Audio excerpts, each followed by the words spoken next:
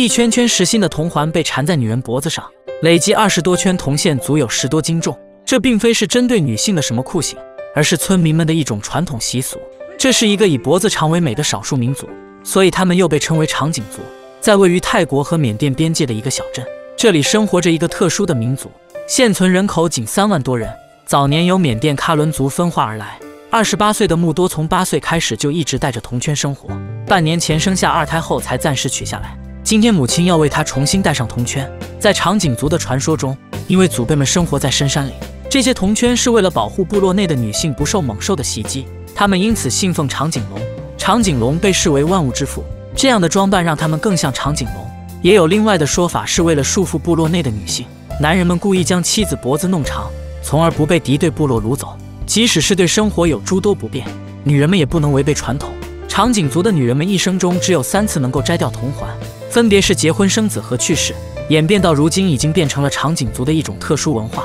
经历了摘掉铜圈的生活，穆多已经习惯了这种无拘无束的日子。再次套上铜圈让他脸色发苦。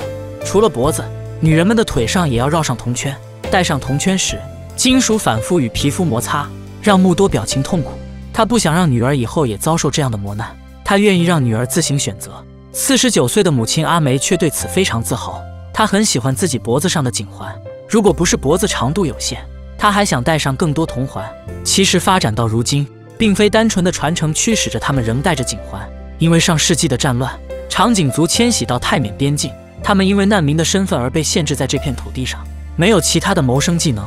久而久之，这里发展成了著名的旅游景区，游客们进入村子都需要交上300泰铢购买门票，门票收入归当地管理部门所有，少量用于补贴村民。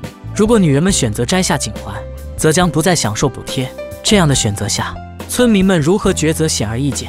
此外，女人们还会制作一些周边礼品售卖，以此来维持生计。其实颈环并非能帮助延长脖子，而是由于常年的重压，双肩不断下沉，挤压胸腔，让脖子从视觉上看起来显得细长。村里戴颈环的女性最年长的82岁，已经戴了70多年。